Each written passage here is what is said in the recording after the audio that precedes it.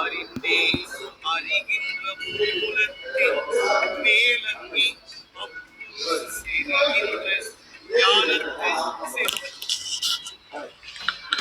அனைவருக்கும் இனிய காலை வணக்கங்கள். ஓம் திருமூலர் திருவடிகள் போற்றி போற்றி.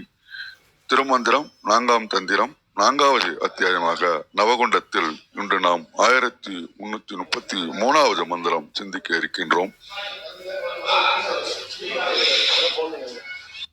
பார்ப்பதிப்பாகன் மறந்தகை நாளைந்தே பார்ப்பதி 10 முகம் 10 கண்களும் 30 பாதம் 2 சுடர்முடி 40 சோத்திரம் 25.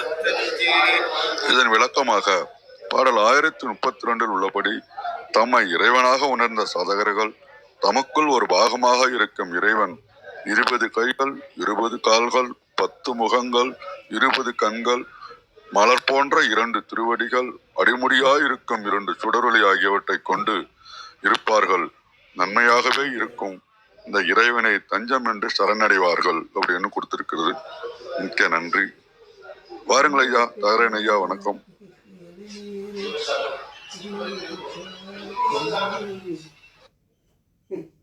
ஐயோ, எல்லாம் ஜீரணிக்கவே முடியாதுங்க. ஐயா, நீங்க பேசுறது கேட்கல. தியாகராஜன் ஐயா, நீங்க பேசுறது கேட்கல.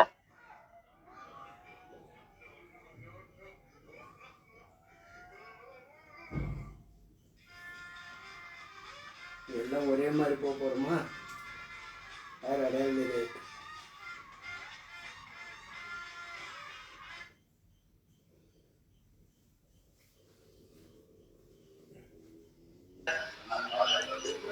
தாரன் ஐயா, நெட்வொர்க் ப்ராப்ளமா?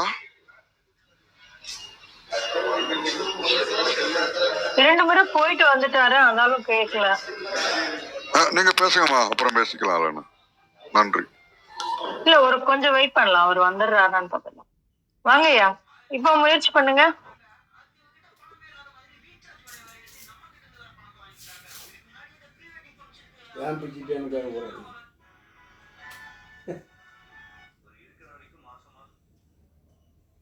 இல்ல, இன்னும் கேட்கல. எனக்கு தானா இல்ல எல்லாருக்கும் கேக்குதா? யாருக்குமே எனக்கு கேட்கல கிருத்திகா. எனக்கும் கேட்கலையா. சிக்னல் வீக்கா இருக்கு போல. நீங்க பேசுங்கம்மா. நன்றி. நன்றி. அனைவருக்கும் வணக்கம். இனிய காலை வணக்கம். இன்றைக்கு பாடல் நம்ம 1033 பார்ப்பதி அப்படின்னா நம்ம அநேக இதுல இருக்கு, பிரதிகள்ல இருக்கு. ஒரு சில பிரதிகள்ல பார்ப்பதி அப்படின்னு ஒரு இடத்துல, ஒரு சில இடங்கள்ல இருக்கு. சோ நம்ம வாசிக்கும் போது அதை பார்த்து வாசிக்க வேண்டியிருக்கு. பார்ப்பதி பாகன் பரந்த கை 4 கார்பதி 10 முகம் 10 கண்களும் பூப்பதி பாதம் 2 சுடர்முடி 40 சோத்திரம் நள்ளிரு 15 அப்படின்னு ஒரு கணக்கு மாதிரி இருக்கு பாக்குறதுக்கு. அப்போ அந்த மாதிரி ஒரு விஷயம் சொல்றாங்க. அது என்ன பார்ப்பதி அப்படின்னு பார்க்கணும். நம்ம பரந்த கை 4 அப்படின்னா, நம்ம சிவாக்னியினுடைய உருவம் 2 நாட்கள் முன்னாடி நம்ம பார்த்தோம். இப்ப இங்க மற்ற ஒரு உருவத்தை நமக்கு கண்ணு முன்னாடி கொண்டு வராங்க. அது யாரு அப்படின்னா பார்ப்பதி பாகன் அப்படிங்கிறாங்க. அப்போ பார்ப்பதி பாகன் அப்படின்னா பார்வதியினுடைய பாகனாகிய சதாசிவமூர்த்தி அப்படின்னு அநேக உரையாசிரியர்கள் நமக்கு சுட்டி தருகிறார்கள். ஆனா நம்ம அதை எடுத்துக்கலாம். அப்ப இந்த சதாசிவமூர்த்தி அப்படிங்கிற ஒரு உருவத்துல போறதுக்கு முன்னாடி இந்த பார்ப்பதி பாகன் அப்படிங்கிறது என்ன அப்படின்னு நம்ம இப்ப பதிபாகன் அப்படின்னாலே பதியாக இருந்திருக்கக்கூடிய பாகன். அப்ப நம்ம அர்த்தநாரீஸ்வரர் அப்படின்னு நம்ம பார்க்கலாம். அப்போ சரிபாதி இருக்கக்கூடியவர், பதினா கணவன்கிறத புரிஞ்சுக்கலாம். அப்போ சதாசிவமூர்த்தி அப்படிங்கிறத வந்து நம்ம ரொம்ப தெளிவாவே எடுத்துக்கலாம். இன்னொரு இடத்துல பார்ப்பதிபாகன் அப்படிங்கிறதுனால இந்த உலகத்தில் பாதியாக நிற்கக்கூடியவன் அப்படின்னா மீதி யாரு? சக்தி. அப்படியும் நம்ம இந்த இடத்துல புரிஞ்சுக்கலாம். அப்போ பாகன்னா தலைவன் அப்படின்னு நம்ம புரிஞ்சுக்கலாம். அப்ப இந்த உலக தலைவன், இந்த உலகத்தையே இந்த பிரபஞ்சத்திற்கு தலைவனாக இருக்கக்கூடியவன், அவனுக்கு பரந்த கை 4-5 அப்படின்னு சொல்றாங்க. அப்ப பரந்த கை 4-5ன்னா இவங்க இந்த வரிசையா கணக்கு சொல்றாங்க. ஒரு ஒரு முகத்துக்கு ஒரு கை, ஒரு முகத்திற்கு 4 கை, அப்ப 5 திசைகளுக்கும் 5 முகம். அப்ப வந்து நமக்கு தெரியும் சதாசிவமூர்த்திக்கு எத்தனை முகங்கள்னு நம்ம பார்த்திருக்கோம். அப்ப 5 முகம், 5 முகத்திற்கு ஒரு முகத்திற்கு 4 கை, அதனால 20 கை அப்படின்லாம் கணக்கு சொல்றாங்க. அப்புறம் கார்பதி 10 முகம் 10 கண்களும் அப்படிங்க. கார்பதி அப்படிங்கிறது வந்து கால்பதி அப்படின்னு நம்ம புரிஞ்சுக்கலாம். கால்னா காற்று அப்படின்னு நமக்கு தெரியும். அப்போ அந்த பிராணவாயுக்கு அப்போ அது வந்து எங்க அந்த எதன் மூலமாக நாம அந்த காற்றை உள்ளிழுக்கிறோம் அப்படின்னா அடிப்படையில நாசி இல்லைங்களா? அப்போ அந்த நாசிக்கு இடமாக விளங்கக்கூடிய அந்த மூக்கு அப்படிங்கிற ஒரு கணக்கு வருது. 10 அப்ப 10 மூக்கு அப்படிங்கிறாங்க. அது எப்படி 10 மூக்கு 5 முகம் தான் சொல்றோம். அப்ப எப்படி அது வந்து 10 மூக்கு வரும், 5 மூக்கு தானே வரும் அப்படின்னா ஒரு மூக்குல வந்து 2 நாசி துவாரங்கள் இருக்கு இல்லையா? அதனால அதை கணக்கு எடுக்கிறாங்க அப்படிங்கிறது ஒரு பொருளா நம்ம எடுத்துக்கலாம். பூப்பதி பாதம் 2 சுடர்முடி. ஆனா இந்த அத்தனை விஷயங்களுக்கும் தாங்கி நிற்கக்கூடிய பாதங்கள் வந்து 2 தான் அப்படின்னு சொல்றாரு. என்ன சொல்றாரு? பூப்பதி பாதம். எது பூ அப்படின்னா இந்த நம்ம பார்த்திருக்கோம் கடவுளர் உருவங்கள்ல தாமரையின் மேல் வரைந்திருப்பதை நம்ம பார்த்திருக்கிறோம். அப்போ பூப்பதி பாதம் 2 சுடர்முடி அப்படின்னு சொல்றாங்க. பூப்பதி பாதம் 2 சுடர்முடி 40 சோத்திரம் நல்லது நள்ளிரு 15 அப்படின்னு சொல்லி சுடர்முடி அப்படிங்கிறது ஒளிர்கின்ற முடி அப்படின்னு நம்ம புரிஞ்சுக்கலாம். அப்போ அவருடைய ஒளிக்கிரணங்கள் அந்த சடைமுடி வந்து எங்கனம் இருக்கிறது என்றால் ஒளிக்கிரணங்களோடு இயங்கி இருக்கிறது அப்படின்னு நம்ம புரிஞ்சுக்கலாம். அப்போ அது வந்து 40 அப்படின்னு சொல்றாங்க. அப்ப 40ங்கிறது என்ன கணக்கு அப்படின்னா அதுக்கு ஒரு கணக்கு சொல்லுவாங்க. இந்த தமிழ் எழுத்துக்கள்ல 40வது எழுத்து உடைய வடிவம் வந்து இந்த மாதிரி இருக்கும். அப்ப அந்த அப்படிங்கிற எழுத்துதான் வந்து 40வது எழுத்து. அப்போ இந்த அவருடைய கிரணங்கள் பொருந்திய அந்த தலைமுடி எங்கனம் இருக்கிறது அப்படின்னா எப்படி ஒரு ஹேங்கிறது வந்து இப்படி தலையை சுற்றி வடிந்து கீழே வரைக்கும் இருக்கு, அந்த மாதிரி அது வந்து வடிகிறது அப்படின்னு நம்ம சொல்ற மாதிரி நம்ம புரிஞ்சுக்கலாம். அதுக்கப்புறம் என்ன சொல்றாரு? நள்ளிரு 15 அப்படின்னு சொல்றாரு. அது என்ன நள்ளிரு 15 அப்படின்னாக்க இந்த 10 அப்படிங்கறத நம்ம ஏற்கனவே அப்படிங்கிற ஒரு எழுத்தோட பார்த்தோம். இப்படி நிறைய விவகாரங்களை வந்து நம்ம வந்து எழுத்துக்களோடு இறைவனுடைய உருவங்களோடு இப்படி எல்லாம் நம்ம வந்து உருவகப்படுத்தி பார்க்கிறோம். ஆனா இதுக்கு பின்னாடி இருக்கக்கூடிய விஷயம் என்ன அப்படின்னு நம்ம யோசிக்கலாம். இப்ப எனக்கு முதல்ல இந்த பாடல் வாசிக்கும் பொழுது புரியவே இல்லை. இது என்ன கணக்கு? எதுக்கு இப்படி? நமக்குதான் அழகா ஒரு உருவம் வரைஞ்சு வச்சுட்டாங்களே, ஏன் இது இவ்வளவு போட்டு காம்ப்ளிகேட் பண்றாங்க? சதாசிவமூர்த்தினா என்ன? நம்ம இத்தனை தலைகளோடு இத்தனை ஒரு உடம்பு இத்தனை தலையோட சதாசிவமூர்த்தியோட உருவம் நமக்கு தெரிஞ்சிச்சு. ஆனா ஏன் இவர் போட்டு இவ்வளவு காம்ப்ளிகேட் பண்றாரு அப்படின்ற கேள்வி எனக்குள்ள வந்தது. அதுக்கப்புறம் தான் அந்த ஒரு உண்மை நம்ம புரிஞ்சுக்கணும். திருமந்திரம் திருமூலர் நமக்கு சொன்ன நேரத்துல இந்த இத்தகைய வரைதல் கலைகள் எல்லாம் கிடையாது. அப்போ வந்து எத்தனையோ நூற்றாண்டுகளுக்கு முன்னாடி நடக்கிற ஒரு விஷயம், 100,000 ஆண்டுகளுக்கு முன்னாடி எத்தனையோ 1000 ஆண்டுகளுக்கு முன்னாடி நடக்கிற ஒரு விஷயம்.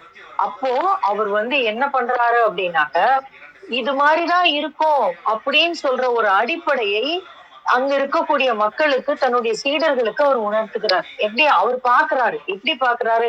இன்னைக்கு சதாசிவமூர்த்தி, நீங்க சதாசிவமூர்த்தியோட உருவத்தை நீங்க இன்னைக்கு மனசுல கொண்டு வாங்க. இந்த இந்த உருவகங்களை எல்லாம் பொருத்தி பாருங்க, ரொம்ப அழகா பொருந்தும். அப்போ பின்னாடி வந்தவங்க இத புரிந்து கொண்டு நமக்காக மிகவும் கருணையோடு இத்தகைய படத்தை வரைந்து வைத்து விட்டார்கள். ஆனா அந்த வரையறதுக்கு அடிப்படையான ஒரு விஷயத்த திருமூலர் சொல்லி தர்றாரு. அப்போ அந்த கண்ணு முன்னாடி அவர் பார்த்தது. அப்ப இந்த இடத்துல நம்ம புரிஞ்சுக்க வேண்டிய விஷயம் என்ன அப்படின்னாக்கா, ஒண்ணு திருமூலர் காலத்துல இத்தகைய வரைதல் கலைகள் இல்லைங்கிறதுனால அவர் கண்ணு முன்னாடி அவர் பார்த்த ஒரு விஷயத்த நமக்காக அவர் ரொம்ப அக்கறையோடு மிகவும் கருணையோடு நமக்கு சொல்லி கொடுக்கிறார். அப்போ நம்ம இந்த இந்த ஏன்னா அந்த காலத்துல எழுத்துக்கள் தான் பிரதானமா இருந்தது இல்லைங்களா? அப்ப அந்த எழுத்துக்களை கொண்டு எப்படி உருவகப்படுத்தி புரிஞ்சுக்கிறது. இப்ப நம்ம சின்ன குழந்தைங்களுக்கு சொல்லிக் கொடுப்போம். என்ன சொல்லிக் கொடுப்போம் அப்படின்னாக்கா, எழுது அப்படின்னாக்கா என்ன சொல்லுவோம்? ஒரு ஸ்லாண்டிங் லைன், இன்னொரு ஸ்லாண்டிங் லைன், அப்புறம் ஒரு ஸ்லீப்பிங் லைன் அப்படின்னு நம்ம சொல்லிக் கொடுப்போம். எதுக்கு? அந்த குழந்தைக்கு என்ன தெரியும்? ஸ்லாண்டிங் லைன்னா ஸ்டாண்டிங் லைன்னா என்னன்னு தெரியும். அதே ஸ்லாண்டிங் லைன்னா என்ன தெரியும். அதே மாதிரி ஸ்லீப்பிங் லைன்னா என்னன்னு தெரியும். அதுதான் முதல்ல நம்ம சொல்லிக் கொடுக்கறது. அப்ப அதை சொல்லும் போது அந்த குழந்தையால ரொம்ப அழகா அந்த எழுதிட முடியும். அப்ப அந்த மாதிரி இவர் என்ன சொல்றாரு, உனக்கு எழுத்துக்கள் தெரியும். அப்ப அந்த எழுத்துக்களோடு நீ ஞாபகப்படுத்தி பாரு. அவரோட தலைமுடி எப்படி இருக்கு? மாதிரி இருக்கு. அவருக்கு நமக்கு எல்லாம் கை இருக்கு. அப்ப அவருடைய கைகள் எத்தனை இருக்கு? இத்தனை இருக்கு. நாசி எத்தனை இருக்கு? இத்தனை இருக்கு.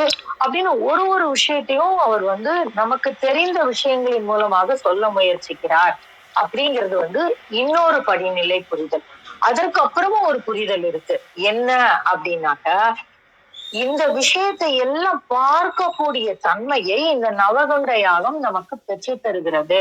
அப்போ நமக்குள்ள இருக்கக்கூடிய அந்த தடைகளை, நமக்குள்ள என்ன இருக்கு? மூக்குன்னா ஒண்ணுதான் அப்படின்னு நம்ம புரிஞ்சிட்டு இருக்கோம். ஆனா அது 2 நாசி அப்படிங்கிற ஒரு விஷயத்த ஒளிவிடக்கூடிய கிரணங்கள் பொருந்திய அந்த இந்த பிரபஞ்ச நாயகனின் பதியை, இந்த பிரபஞ்ச நாயகனாக விளங்குகின்ற அந்த பாகனை, தலைவனை நம்மால் காண முடியும். எதன் மூலமாக? இந்த நவகுண்டத்தின் மூலமாக அப்படின்னு சொல்லி அவர் என்ன பாக்குறாரு, எதனால பாக்குறாரு அப்படிங்கறத அடுத்த கட்ட புரிதலா நம்ம புரிஞ்சுக்கலாம். அப்போ இந்த இடத்துல நம்ம எதை பார்க்க முடியும், எதனால் இந்த நவகுண்ட யாகம் மிகவும் தேவையானது, அது எங்கனம் நம்மை வழி நடத்துகிறது, எத்தகைய காட்சியை காட்டி தருகிறது அப்படிங்கிறது ஒரு பார்வை. அந்த எங்கனம் விவரித்து மக்களுக்கு காட்டி தருகிறார் அப்படிங்கிற திருமூலருடைய கருணை மறு பார்வையாவும், அந்த கருணையின் மூலம் அருளாளர்கள் நமக்கு கொடுத்த அந்த சதாசிவமூர்த்தியின் உருவம் எங்கனம் இருக்கிறது, அதை எங்கனம் நாம் தியானிப்பது. அப்ப இங்கிருந்து நம்ம அங்க போலாம், இல்லைன்னா அங்கிருந்து இங்க வரலாம். ரெண்டும் சாத்தியம்.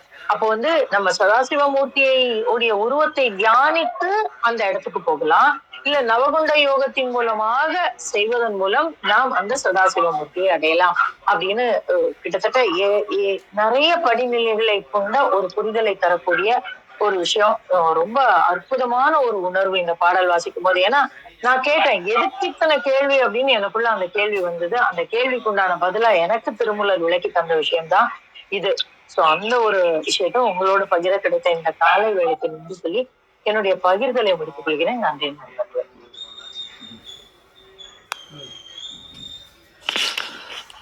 நன்றிங்கம்மா. சத்யநாராயணன் ஐயா, நீங்க தளத்தை வழிநடத்துங்கள் ஐயா.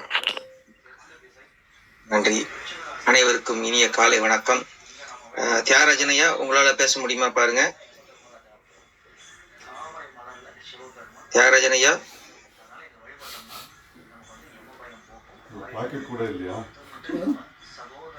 ஐயா நீங்க பேசுறது கேட்கல. ஐயா நீங்கள் பேசுவது கேட்கவில்லை.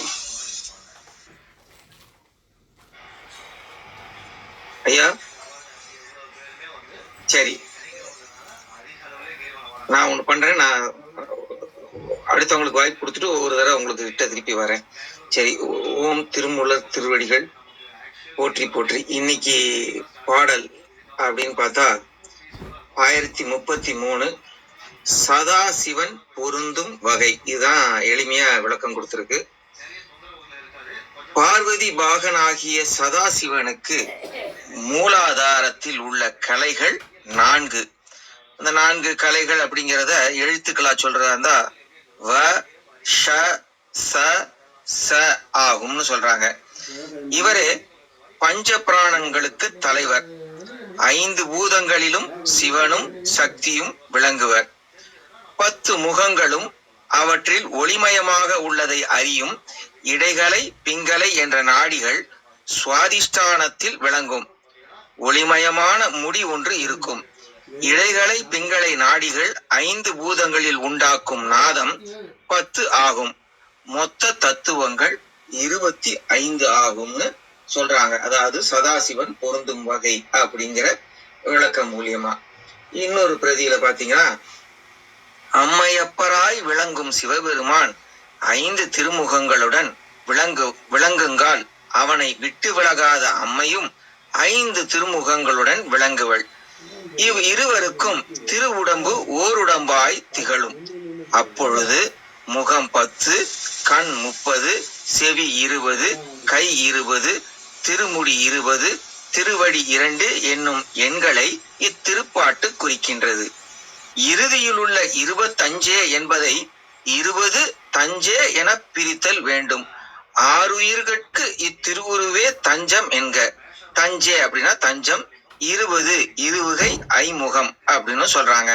பார்ப்பதி அப்படின்னா மனோன்மணின்னு, பாகம் அப்படின்னா சதாசிவம்னு சொல்றாங்க.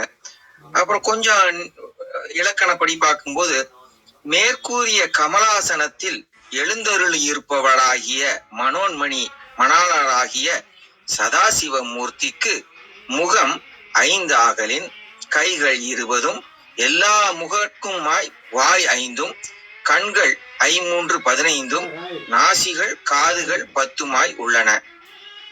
கால் அப்படின்னா இங்க காற்றுன்னு சொல்றாங்க. பதினா இடம். கார்பதி அப்படின்னா பிராணவாயுவுக்கு இடமாக விளங்கும் நாசி. பூப்பதி பாதம் அப்படின்னா கமலாசனத்தில் பொருந்தியுள்ள திருவடி. 40 என்பது முதல் நீண்டது. இருப்பு என்னும் குற்றுகர ஈற்று சொல் அத்துச்சாரியை பெற்றது. சுடர்முடி 10 சோத்திரம் 25 என இயைந்து நிற்கும். இதனை முதற்கண் எடுத்துக்கொண்டு உரைக்க இங்கனம் கூறவே மேல் எடுக்கின்ற பாதங்கள் என்னும் மந்திரத்துக்கூறியதாகவும் சிவாக்னியையே வேறு வடிவில் தியானித்தலை அன்றி சதாசிவ மூர்த்தியாகவே தியானித்தலும் முறை என்பது பெறப்பட்டது. இஃது இன எதுகை அப்படின்னு இலக்கண வாரியா சொல்றாங்க. அதுக்கு அர்த்தநாரி ஐயா இருக்காரு, விளக்கம் சொல்லுவார்னு நினைக்கிறேன் கடைசியில. இப்ப நம்ம சரவணன் ஐயா கிட்ட போயிட்டு விந்தியா அம்மா, தியாகராஜன் ஐயா, அப்புறம் அர்த்தநாரி ஐயா முடிச்சுக்கலாம். வாய்ப்பு தந்தமைக்கு நன்றி. ஓம் திருமூலர் திருவடிகள் சரணம் சரணம் சரணம். ஐயா சரவணன் ஐயா வாங்கயா. நன்றி, வணக்கம். முதலடியில் பார்ப்பதிப்பாகன் பரந்த கை 4-5. இதில் ஒரு உருவகத்தை தான் குறிக்கிறாரு. உருவகம் அந்த உருவகம் என்ன செய்து அப்படின்றதான் முக்கியமாக நம்ம இங்கே தெரிந்துக்க வேண்டியிருக்கு. ஏன்னா முழு உருவம் கை இத்தனை, கால், முடி, பாதம், காது எல்லாமே சொல்லிட்டாங்க. இந்த உருவகத்தை சிந்திச்சு பார்த்தோன்னா உருவகம் என்ன செய்யுது நம்மளை. முதலடியிலே சொல்கிறாரு பார்ப்பதி பாகன் அப்படிங்கிறார். பார்னா உலகம், பதினா தலைவன், பாகன்றதுக்கு 2 பொருள் எடுத்துக்கலாம். பார்ப்பதின்னு சொல்லப்படுறது உலகத்திற்கு தலைவனாக இருக்கக்கூடியவன் இறைவன். அந்த இறைவன் பாகனாக இருக்கிறார். பாகன் அப்படின்னு சொல்லப்படுறது 2 பொருள். ஒன்று நமக்குள்ளேயே சரிபாகமாக இருக்கிறார் அப்படின்னு பொருளை எடுத்துக்கலாம். ஏன்னா நவகுண்ட யாகம் செய்யும் போது நமக்குள்ள இருந்து ஒரு இறை சக்தி வெளி வருகிறது, ஒரு ஜோதி வெளி வருகிறது. நேற்று பாடல்ல பார்த்துருப்போம். இதில் பார்ப்பதி பாலே அப்படின்னு சொல்லி முடிச்சிருப்பார். நமக்குள்ள இருந்து ஒரு இறை சக்தியானது வெளியில் வருகிறது. அந்த வருகின்ற இறை சக்தி எப்படி இருக்கிறது, என்ன செய்கிறது, இதுதான் பாடல். ஒன்று நமக்குள் சரிபாதியாக இருந்து கொண்டு நம்மை வழி நடத்துகிறது. சரிங்களா? எப்படி வழி நடத்துது? இப்போ யானை இருக்கு, யானைக்கு பாகன் இல்லையா? இந்த யானை ரொம்ப வலிமை உள்ளது இந்த இடத்துல. ஆனால் பாகனுக்கு கட்டுப்பட்டு தான் நிற்கும். ஒரு சின்ன அங்குசம் மட்டும்தான் வச்சுருப்பான், என்ன சொன்னாலும் கேட்கும். அதுபோல் இறைவன் என்ன பண்ணுறாரு, நமக்குள்ளே இருக்கிறாரு. யானை மாதிரி நம்மகிட்ட இருக்கக்கூடிய 5 புலன்கள் என்ன பண்ணுது, நம்மளை ரொம்ப வலிமையாக வழிநடத்தி சென்று கொண்டு இருக்குது. இறைவனை அடைய விடாமல் தடுத்து கொண்டு இருக்குது. இந்த இடத்துல 5 புலன்களுமே யானை அளவுக்கு வலிமையாக இருக்குது. இதை அங்குசம் வச்சு அடக்கிற மாதிரி இறைவன் என்ன பண்ணுறாரு, அமைதியாக உள்ள வந்து அமர்ந்திருக்காரு. ஆனால் அவன் பாகனா இருக்கிறது யாரு, இறைவனே வந்து அமர்ந்திங்க வழி நடத்தி கூப்பிட்டு போகிறாரு, சீக்கிரம் வினையெல்லாம் தீர்த்துட்டு வாங்கப்பா அப்படின்னு சொல்லி. அப்போ அதற்கான செயல்கள் இங்கே அங்குசம் போல் இருக்கிறது தான் அவருடைய செயல்கள் இருக்கு இல்லையா, எப்படி நம்மை வழி நடத்துகிறார் அப்படின்னு சொல்லப்படுறது தான் இந்த உருவகத்தை குறிப்பிட்டிருக்கு. ஸோ பரந்த கை 4-5, ஸோ 4-5 20. இந்த கைகள் என்ன பண்ணுது இந்த இடத்துல நல்லா யோசிச்சு பார்த்தோம் அப்படின்னா, நம்ம எந்த செய்கின்ற எல்லா செயல்களுக்குமே இந்த கை தான் உதவியாக இருக்குது. நல்லா யோசிச்சு பார்த்தா தெரியும் நமக்கு, இந்த கைக்கு நம்ம எந்த கட்டளையுமே இடுறதில்லை. நான் ஏற்கனவே அடிக்கடி ஓமையாக சொல்லியிருக்கேன் நிறையா வகுப்பில். ஒரு தண்ணி குடிக்கணும்னு நினச்சா போதும், தானாகவே கை கிளாஸுக்கு போய் தண்ணி எடுத்து குடிச்சிடும். உடம்புல ஏதாவது ஒரு இடத்துல சின்ன இடத்துல ஒரு ஊறுது எதனா ஒன்றா கை தானாக அந்த இடத்த போய் தொட ஆரம்பிச்சிடும் இல்லையா. நம்ம கைக்கு ஒரு கட்டளை இடுறதே கிடையாது, தானாக அது செய்ய ஆரம்பிச்சிடும். சரிங்களா?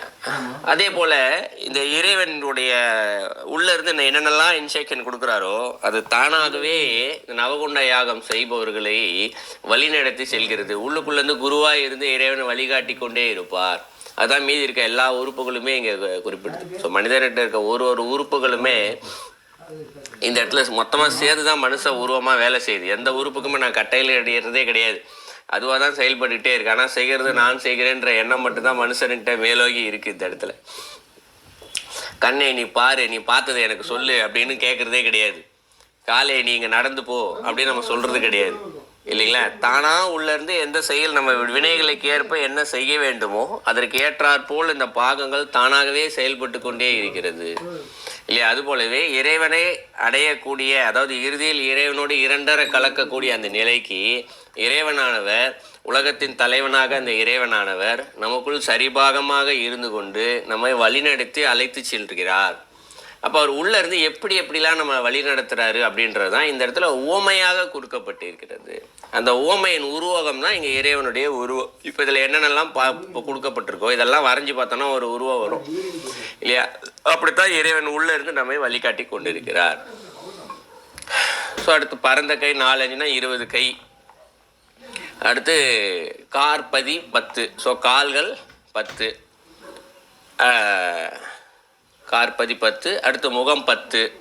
அப்புறம் கண்கள், இந்த இடத்துல கண்கள் சாதாரணமாக 2 கண்கள் அப்படின்னு எடுத்துக்கிட்டோம்னா 20 கண்கள். ஸோ 3ன்னு எடுத்துக்கிட்டோம்னா என்ன முக்கண்ணான ஒரு இந்த இடத்துல, ஸோ 30 கண்கள் அப்படின்னு சொல்லி இந்த இடத்துல எடுத்துக்கலாம். இந்த இடத்துல ஏன்னா முகம் 10ன்னு சொல்லிட்டாரு, 10 முகத்துக்கு 20 கண் இருக்கும், இல்லை 30 கண் இருக்கும், எடுத்துக்கலாம். பூப்பதி பாதம் 2 சுடர்முடி அப்படிங்கிறார் இந்த இடத்துல. பூப்பதி பாதம் 2, ஆனால் அது சுடர்முடி 40 இந்த இடத்துல. ஸோ பாதங்கள் 2, சுடர்முடி 40 இந்த இடத்துல, 40ங்கிறார். அடுத்து சோத்திரம்ங்கிறார். சோத்திரம்னா காது இந்த இடத்துல. ஸோ காது நல் 20 இந்த இடத்துல. ஸோ 20 காதுகள். ஸோ 10 முகம் சொல்லிட்டாரியா, ஒரு முகத்துக்கு 2 காது, அப்போது 10 முகத்துக்கு 20 காது சொல்லிட்டாரு. அடுத்து அஞ்சே அப்படிங்கிறார். இந்த அஞ்சே அப்படின்றதுக்கு 2 பொருள் இருக்குது. ஒரு பொருள் அவரை தஞ்சம் அடைதல் இந்த இடத்துல, தஞ்சம் அடைதல் இந்த இடத்துல. ஸோ உள்ளேரே தலைவனாக இருக்கிறார், அவரை வழிகாட்டிக்கிட்டே இருக்கார், நம்மளை குருவாக இருந்து அவரை தஞ்சம் அடைதல். எப்படி தஞ்சம் அடைதல்னா, அந்த 5 புலன்கள் வந்து அதன் போக்கில் போய்கிட்டே இருக்குது. எப்படியாவது நான் உங்களை என்னை எப்படியாவது காப்பாற்றுங்கள், இறைவனிடத்தில் கொண்டு போய் என்னை எப்படியாவது சேர்த்து விடுங்கள் அப்படின்னு சொல்லி அவர் சொல்கிறார். அப்படியே கேட்குறது இந்த இடத்துல தஞ்சம் அடைதல். இது ஒன்று.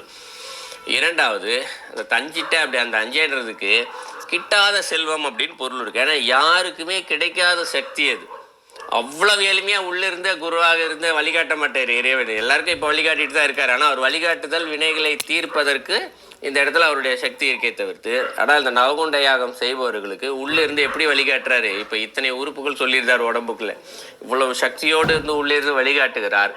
இவர் யாருக்கும் கிடைக்காத மிகவும் அரிய செல்வம். ஸோ அவரை தஞ்சம் அடைவார்கள். யார்? இந்த நவகுண்ட யாகம் செய்பவர்கள். ஸோ நவகுண்ட யாகம் செய்பவர்களுக்கு இறைவனானவர் உள்ளிருந்து வழிகாட்டி, குருவாக இருந்து வழிகாட்டி அவர்களை இறைவனோடு இரண்டரை கலப்பதற்கு மேல்நிலைக்கு அழைத்து செல்கிறார். ஸோ இதான் அந்த பாடலுடைய கருத்து. நன்றி. ரொம்ப நன்றிங்கய்யா, ரொம்ப நன்றிங்கய்யா. அடுத்து நம்ம விந்தியாம்மா கிட்ட போயிடலாம். வாங்கம்மா, உங்களுக்கான நேரம் இது.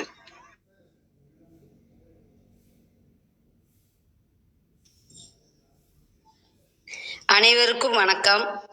ஓம் நமச்சிவாய போற்றி, ஓம் நமசிவாய போற்றி, ஓம் திருமூலரே போற்றி. 1033வது திருமந்திரம்.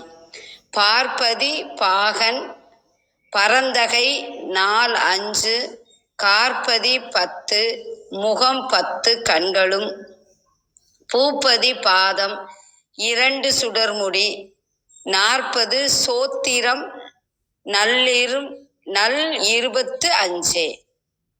பார்ப்பதி பாகன் அப்படின்னா தலைவியாகிய இறைவியை தன் உடலில் ஒரு பாகமாக கொண்டிருக்கும் தலைவன், அதாவது இறைவன். அவனே நாயகன். இறைவன் இறைவி இருவரும் சேர்ந்து அமைந்த திருவுருவ சிறப்பு இங்கு திருமந்திரமாக சொல்லப்பட்டுள்ளது. இத்திரு உருவுக்கு கைகள் 20, காதுகள் 20, முகம் 10, கண்கள் 20, திருமுடிகள் 20, திருவடிகள் 2, ஒளிவிடு முடிகள் 40. இத்திருவுருவின் ஆற்றலை விளக்குபவன் 25 தத்துவங்கள்.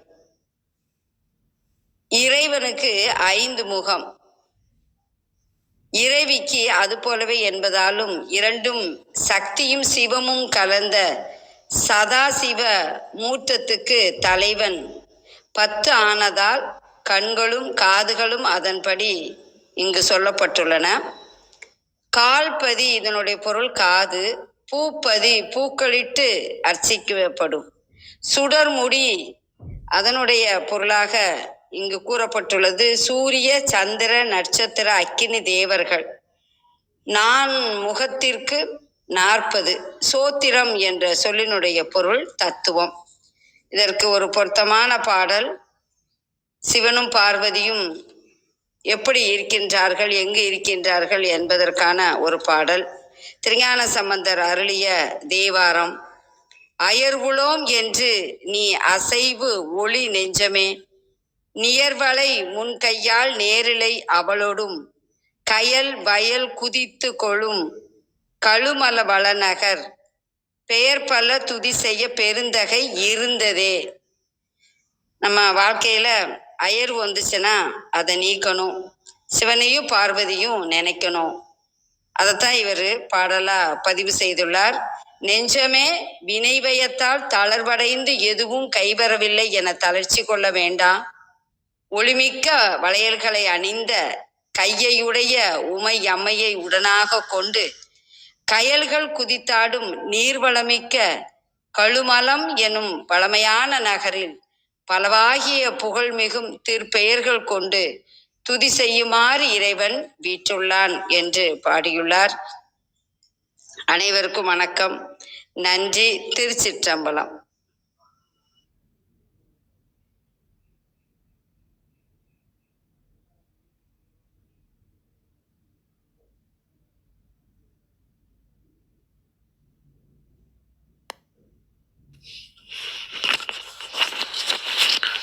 நன்றிங்கம்மா. வாருங்கள் ஐயா. மகேந்திரன் ஐயா வணக்கம். வணக்கம். அனைவருக்கும் வணக்கம். இந்த நேரமும் அதிகமாயிட்டுன்னு நினைக்கிறேன். அதனால ஒரு சுருக்கமாக அப்படி நேரடியாக பாடலுக்கு பெற்றோம். இங்கு நம்ம கடந்த 2-3 நாட்களாக நம்ம பார்க்கும்போது அந்த அழிவற்ற ஆன்மா எப்படி நம்மிடம் முழுமையாக ஒரு எல்லைகளை கடந்து நம்மிடம் இருக்கிறது என்பதை பார்த்தோம். அதே போல நேற்றைய பாடலில் நம்ம எப்படி நம்மளுடைய அந்த ஒவ்வொரு எழுத்தாமரையாக நம்ம 4, 8 என்ற அப்படியே ஒரு அடுத்தடுத்த நிலையில் நாம் கலந்து நமது உயர் நிலையில் நம்ம இருக்கும் பொழுது அந்த சிரசுக்கு மேலே எப்படி அந்த சக்தி நிலையாக நம்மோடு ஒன்று ஒருங்கி இருக்கிறது. அங்கு நாம் இறைநிலையாக நாமே நம்மை உணர முடியும். அந்த ஒரு சக்தியின் இருப்பில் என்பதை பார்த்தோம். இன்று நேற்று நிறைவடை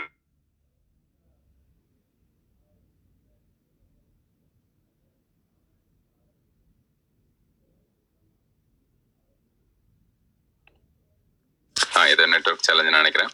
ஸோ நேற்று நம்ம அந்த நிறைவடைந்த அந்த பார்ப்பதி பாலே என்பதிலிருந்து இன்றைய அந்த தொடக்கம் வந்து ஆரம்பிக்குது. அப்ப அங்கு பார்க்கும் பொழுது நம்ம அந்த இறை நிலையின் அந்த உயர்நிலை, அதுவும் வந்து முழுக்க முழுக்க நமக்கு எந்த நிலையில் நம்மிடம் வந்து அந்த இதுல வந்து ஒரு மல்டிடியூடல் எஃபெக்ட் அப்படின்னு ஆங்கிலத்துல சொல்லுவாங்க இல்லையா, அந்த மாதிரி ஒரு பல மடங்காக விரிந்து இருக்கின்ற அந்த உயர்நிலையை, இறைநிலையை நம்ம வந்து உணர்கின்ற தன்மையாக இந்த ஒரு பாடலை வந்து பார்க்கலாம். பார்ப்பதி பா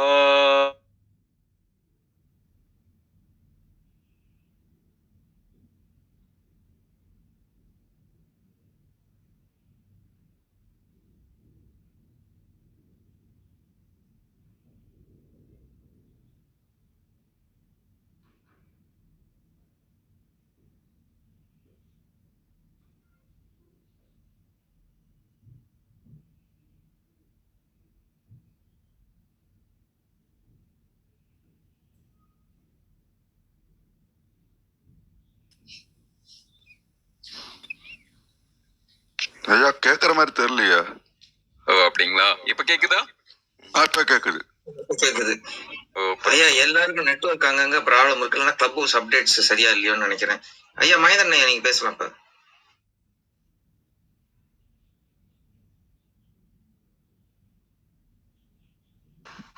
மறுபடியும் கேட்கல.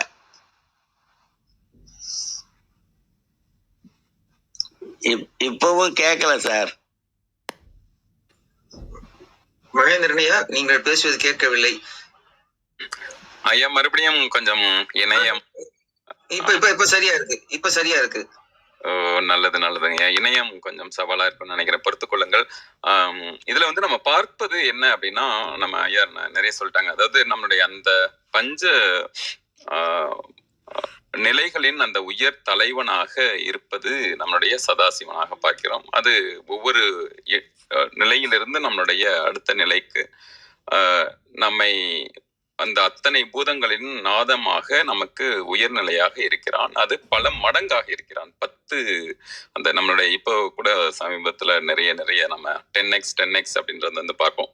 10 மடங்கு நம்ம வந்து ஒரு செயலை வந்து செய்வது, அதற்கான விளைவுகளை நம்ம வந்து ஏற்படுத்துவது, நல்ல ஒரு மாற்றங்களை நிகழ்த்துவது என்பதற்கு வந்து அந்த 10 என்பதை வந்து சொல்வார்கள்.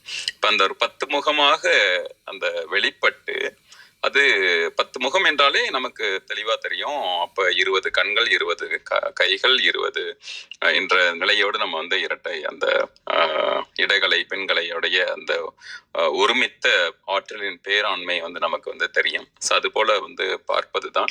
இதை நம்ம ஒரு சுருக்கமாக உணர்ந்து கொள்ள வேண்டும் என்றால், நேரத்தின் அருமை கருதி பார்க்கிறோம்னாலும் கூட, இது அந்த சதா சிவம் நம்ம அது சொல்லும் பொழுது சதா சதா சதா சிவம் சாந்த சாந்த சாந்த சிவமாக இருக்கின்ற, அது சக்தி சிவமாகவும் முக்தி தருகின்ற சிவமாகவும் இருக்கின்ற அந்த ஒரு சதாசிவம் பொருந்துகின்ற நிலை எந்த அளவுக்கு நம்மிடம் வந்து பல மடங்காக விரிந்து நம்மிடம் இருக்கும். அது யாருக்கு இருக்கும் என்றால், அதை சாதகர்கள் மிக சரியாக நம்ம வந்து அதன் முறைப்படி செய்யும் பொழுது அந்த மூலாதாரத்திலிருந்து வெளிப்படுகின்ற உயர்கின்ற அந்த அக்னி மூலமாக அந்த நம் வாழ்நாள் முழுவதுக்குமே வந்து பயன் தருகின்ற, நம்மை சுற்றி இருப்பவர்களுக்கு பயன் தருகின்ற அளவில் வந்து அது விரிந்து இருந்து ஒரு பொருந்தி இருக்கின்ற நிலை என்று சொல்லலாம். நன்றி.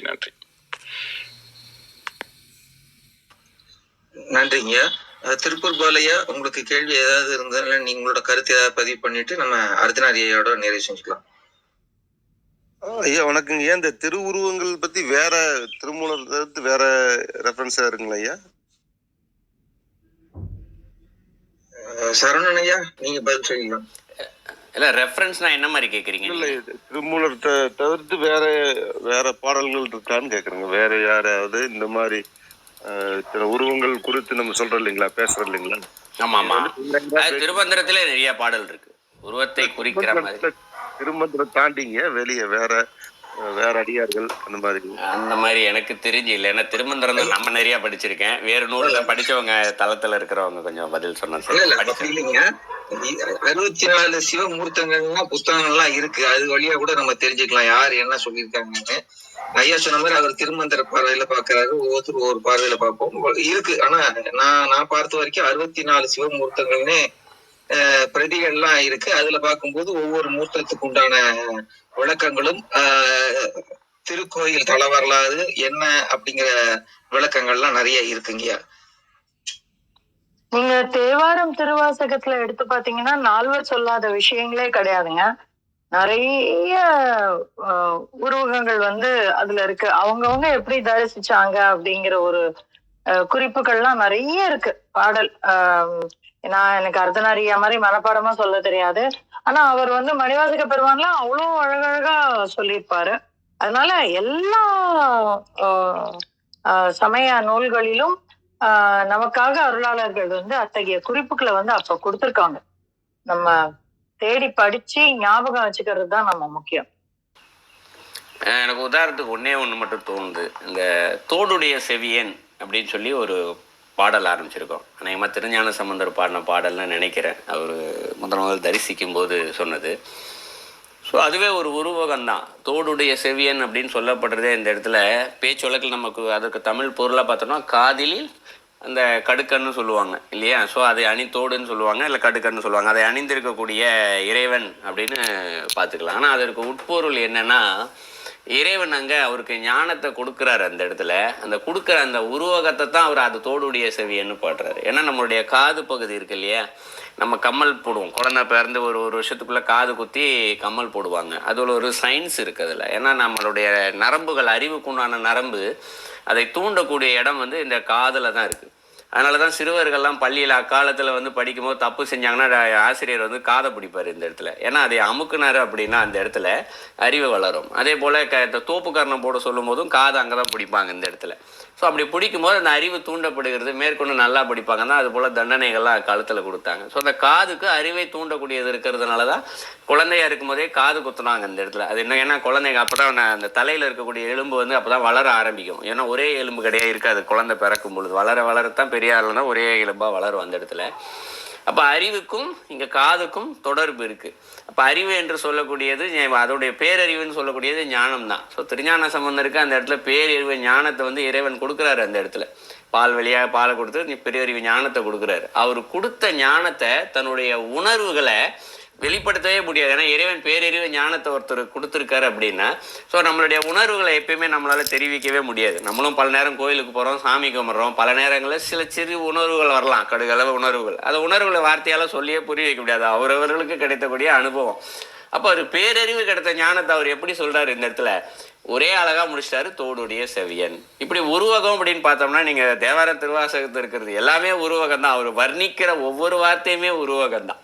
இது தோடுடைய செவியன்ற புரிஞ்சிக்கிறதுக்கே ரொம்ப கடினமாக இருக்கும். ஸோ இது போல் ஒவ்வொரு வார்த்தைக்கும் புரிய ஆரம்பித்தோம்னா அது மிகப்பெரிய கடலாக தான் இருக்கும் இந்த இடத்துல. ஸோ நீங்கள் கேட்ட கேள்விக்கு இது பதிலாக இருக்கும்னு நம்புகிறேன். நன்றி ஐயா. வணக்கம் ஐயா. நீங்க சொன்ன பாடலை முழுமையா சொல்றேன் ஐயா. தோடுடைய செவியன் விடை ஏறியோர் தூ வெண்மதி சூடி காடுடைய சுடலை பொடி பூசி என் உள்ளங்கவர் கல்வன் ஏடுடைய மலரான் முனைநாள் பணிந்து ஏத்த அருள் செய்த பீடுடைய பிரமாபுரம் மேவிய பெம்மான் இவன் அன்றே. இதுல சிவபெருமானுடைய தோற்றத்தை அருமையா நம்ம திருஞான சம்பந்தர் வர்ணிச்சுப்பார் ஐயா. திருநீரோட மகிமையும் சொல்லியிருப்பாரு. மந்திரமாவது நீரு, வானவர் மேலது நீரு, சுந்தரமாவது நீரு, துதிக்கப்படுவது நீரு, தந்திரமாவது நீரு, சமயத்தில் உள்ளது நீரு, செந்துவர் வாயுமை பங்கன் திரு ஆலவாயான் திருநீரே. நன்றிங்க. நல்லதுமா. அதே மாதிரி அடுத்த சின்ன ஒரு வார்த்தைக்கு சேர்த்து சொல்லுறேன். ஏன்னா விடை ஏறியோர் அப்படின்னு ஒரு வார்த்தை, விடைன்னு ஒரு வார்த்தை வருது. விடைன்னா அவருடைய வாகனத்தை தான் குறிப்பிடுவாங்கன்னு எல்லாருக்குமே தெரியும் இந்த இடத்துல. ஸோ அந்த வாகனம் எதை குறிக்கும் இந்த இடத்துல அப்படின்னு பார்த்தீங்கன்னா, அவருக்கு முன்னாடி நந்திதேவர் உட்காந்துருக்கார் இல்லையா, காலவாகனத்தின் மேலே தான் வராரு. ஸோ காளைவாகனம் நந்திதேவர் யாரை குறிக்கிறாருன்னா, தர்மத்தின் உருவமாக இறைவன் இருக்கும்போது தான் அந்த இடத்துல காளைவாகனமாக இருக்கார். இந்த இடத்துல இறைவன் வராரு, இந்த இடத்துல ஞானத்தை கொடுக்குறாரு. எப்படி கொடுக்குறாரு? இந்த இடத்துல தர்மத்தின் ரூபம் வடிவாகவே இருந்து கொடுக்குறாரு இந்த இடத்துல. ஸோ ஒரு செயல் செய்தால் அதற்கான பலன்னு ஒன்று உண்டு இல்லையா? ஸோ இறைவன் நோக்கி நாம் ஒரு அடி எடுத்து வைத்தால் இறைவன் 2 அடி எடுத்து வச்சு நம்மக்கிட்ட வர வேண்டும் என்பது இறைவனுக்கே உண்டான விதின்னு சொல்லி ஞானிகள் சொல்லியிருக்காங்க தன்னுடைய பாடல்கள் மூலமாகவே. அப்போ திருஞான சம்பந்தர் தன்னுடைய ஞானத்தை பெற தன்னுடைய சாதகம் இப்போ அந்த வயதில் பெற்றிருக்காருன்னா அந்த வயதில் தான் 3 வயசில் அவர் சாதகம் எதுவும் செய்யலான்னா அது சென்ற ஜென்மத்தினுடைய தொடர்ச்சி.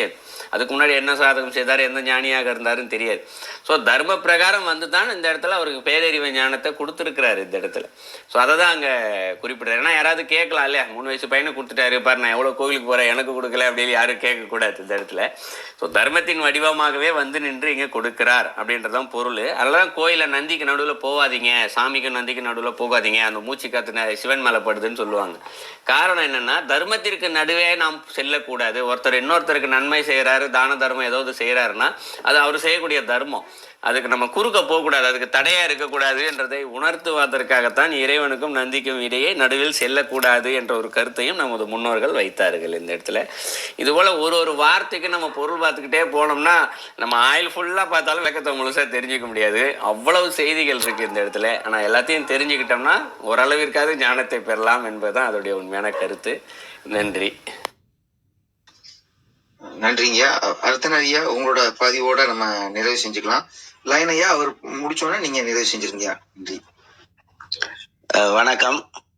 இதுல இணை எதுகை அப்படின்னு ஒரு இலக்கண குறிப்பை சத்யநாராயண் சார் சொன்னாரு. அது இணை பொதுவா எதுகை அப்படின்னாலே 2வது எழுத்து ஒன்றி வந்தால், ஒரே மாதிரி இருந்தால் அது எதுகை. முதல் எழுத்து ஒன்னா இருந்ததுன்னா அது மோனை அப்படின்னு சொல்லுவோம். அதாவது இந்த குவைட்ரி அப்படிங்கிற அந்த செய்யுளுக்கு எதுகை மோனை இந்த ரெண்டும் ரொம்பவும் முக்கியமானது. இந்த 2வது எழுத்து ஒன்றி வருவது போல இருப்பது தான் எதுகை அப்படிங்கிறது. இதுல எல்லா இடத்துலையுமே இந்த இரு இணையா வரதுனால இது இணை எதுகை அப்படின்னு இந்த இலக்கணத்தை கொடுத்துருக்காங்க. ஒண்ணு. அடுத்தது திருப்பூர் பாலு சார் கேட்ட கேள்விக்கு இன்னொரு பதில் என்னன்னா, மகாதேவ மாலை அப்படின்னு ஒரு நூல் வள்ளல் பெருமான் பாடியது 100 பாட்டு. அதுல 100வது பாடல்ல அருளுடைய பரம்பொருளே மன்றிலாடும் ஆனந்த பெருவாழ்வே அன்புலோர்தம் தெருளுடைய உளம் முழுதும் கோயில் கொண்ட சிவமே மெய் அறிவுருவாம் தெய்வமே அப்படின்னு சொல்லியிருப்பாரு. மெய் அறிவுருவம் அப்படின்னு அந்த உருவத்தையும் கொடுத்திருப்பாரு. இது மாதிரி நிறைய இடத்துல சொல்லியிருக்காங்க. ஆனா கேட்ட மாத்திரத்துல ஞாபகம் வர்றது கொஞ்சம் சிரமம். அது தோடுடைய செவியன்கிறது ரொம்ப சிறப்பான உருவம். அதுல கடைசியில பாத்தீங்கன்னா இவன் அன்றே, இவன் அப்படின்னு சொன்னது முன்னிலை பெயர். அது இலக்கணத்துல இவன் அப்படிங்கிறது முன்னிலை. அது பார்த்தோம்னா அண்மை சுட்டு. அவன் அப்படின்னா சேய்மை சுட்டு, இவன் அப்படின்னா அண்மை சுட்டு. நம்ம அவருக்கு முன்னாடி இருக்கிறாரு அப்படிங்கிற ஒரு அர்த்தம். பால் யார் கொடுத்தா அப்படிங்கிற வினாவா இருக்கிறவனும் சிவன் தான். அதுக்கு இவன் அன்றே அப்படிங்கிற விடையா இருக்கிறவனும் சிவன் தான். அதனாலதான் விடை ஏறி அப்படின்னு சொன்னதாகவும் நம்ம நினைச்சு பார்த்தா சிறப்பா இருக்கும். அதனால என்னன்னாலும் தேர்வுக்கு போகும்போதே திருப்பாப்புலியூர்ல அப்பர் பாடின ஒரு பாட்டு இருக்கு. விடையான் விரும்பி என் உள்ளத்து இருந்தான். வினா கொஸ்டின் பேப்பர்ல இருக்குது, விடை மனசுல இருக்குது. அந்த விடையாக இருப்பவனும் அவனே. விடையான் விரும்பி என் உள்ளத்து இருந்தான். என்கிட்ட படிச்ச தமிழ் துறை மாணவர்கள் எல்லாருமே தேர்வுக்கு போறதுக்கு முன்னாடி இந்த தேவாரத்தை சொல்லிட்டு தான் எக்ஸாமுக்கு போவாங்க. அது மாதிரி நிறைய பொருள் இருக்குது. அதனால சொற்பொருள், உட்பொருள், நுண்பொருள் பார்த்தோம்னா சிறப்பா அறிவு விளங்கும் அப்படிங்கிறது தான். அதனால இன்றைக்கான பாடல் அபிராமி அந்தாதியினுடைய 2வது பாடல். அது சரவணன் சார் சொன்ன விளக்கத்துக்கு பொருத்தமான பாட்டா இருக்கும். துணையும் தொழும் தெய்வமும் துணையும் தொழும் தெய்வமும் பெற்ற தாயும் துணையும் தொழும் தெய்வமும் பெற்ற தாயும் சுருதிகளின் பனையும் கொழுந்தும் பதிகொண்ட வேரும் பனிமலர் பூங்கனையும் கருப்பு சிலையும் பாசாங்குசமும் பனிமலர் பூங்கனையும் கருப்பு சிலையுமன் பாசாங்குசமும் கையில் அணையும் திரிபுர சுந்தரியாவது அறிந்தனமே. சிவா திருச்சிற்றம்பலம். நன்றி ஐயா. நீங்க திருப்பாப்புலியூர்னு சொல்லியிருந்தீங்க. ஸோ கடலூர்ல இருக்கீங்களா ஐயா நீங்க? ஆமா ஆமா ஆமா சார், கடலூர்ல தான் இருக்கேன்.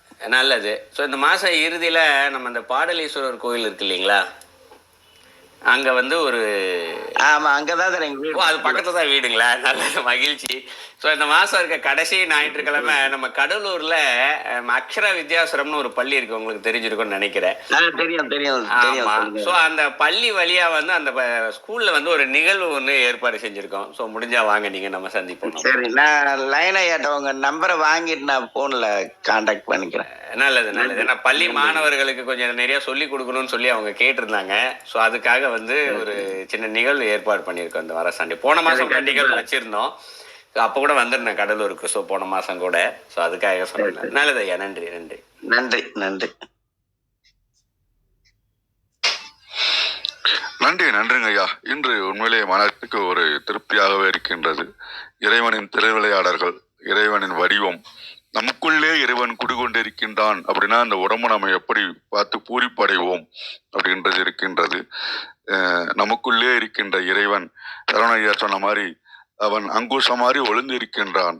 5 யானைகளை நாம் அடக்கி அவன்பால் மனதை திருப்பி அவனை எப்படி வேண்டுமானாலும் நாம் அறிய முடியும் என்பதை அவன்தான் அறிவான் என்று சொல்லி வந்தவர்களை எல்லாம் வணங்கி மீண்டும் நாளை காலை சந்திப்போம் சிந்திப்போம் என்று கூறி தளத்தை நிறைவு செய்கின்றேன். நன்றி, வணக்கம்.